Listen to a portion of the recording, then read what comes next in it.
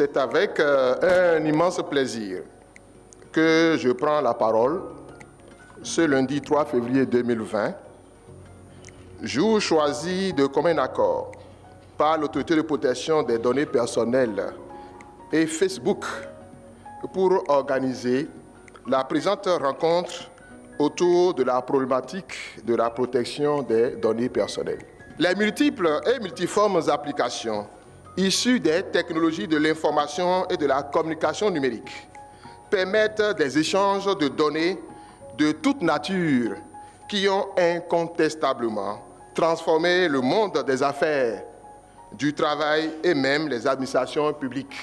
Ce nouveau monde, qualifié de 2.0, devient alors une gigantesque plateforme où des internautes affichent leur vie privée et professionnelle, échangent leurs données personnelles.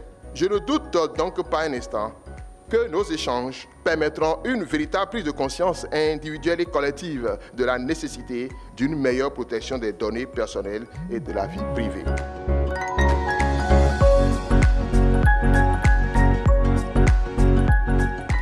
Les données sont au cœur de nos activités à Facebook et nous le savons aussi, beaucoup de gens utilisent Facebook, beaucoup de Béninois sont sur Facebook.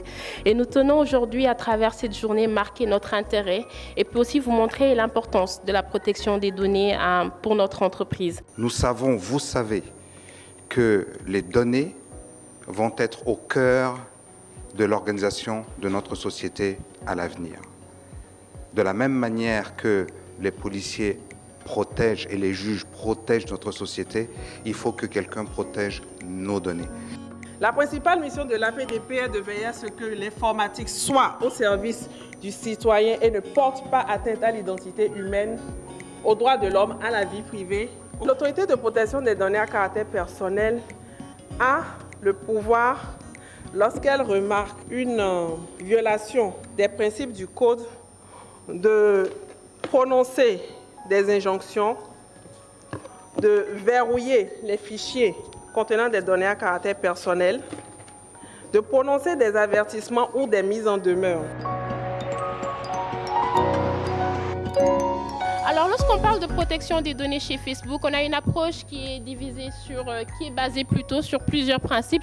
Le premier, qui est très important, c'est que nous donnons aux utilisateurs la maîtrise et le contrôle de leurs données. Le deuxième est que la protection des vies privées et la protection des données est ingérée même dans la conception des produits. Donc, c'est aujourd'hui un concept international qu'on appelle Privacy by Design. Et le dernier qui est très important aussi, c'est que vos données chez Facebook vous appartiennent.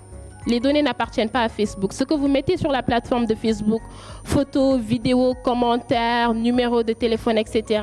Si vous le mettez, ce sont vos données, pas les données de Facebook. Et ça, c'est aussi un droit qui est important à retenir.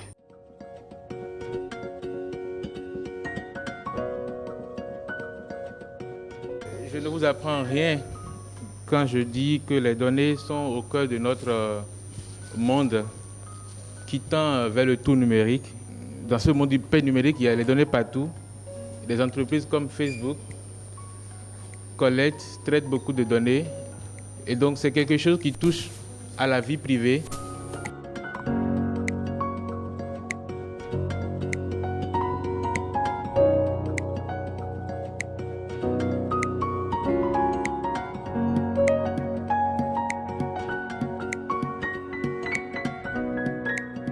Sur vos téléphones aujourd'hui, il y a plus d'informations sur vous qu'il y a de documents sur vous dans vos maisons.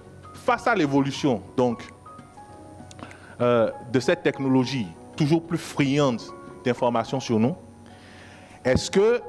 quel comportement nous devons adopter? Devons-nous sacrifier la vie privée au profit de l'innovation ou devons-nous brider l'innovation pour mieux protéger nos données personnelles?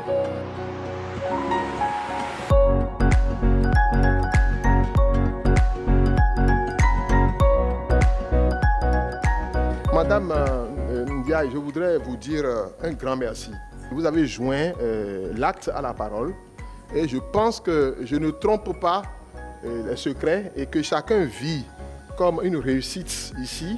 En tout cas, votre présence a été très bénéfique.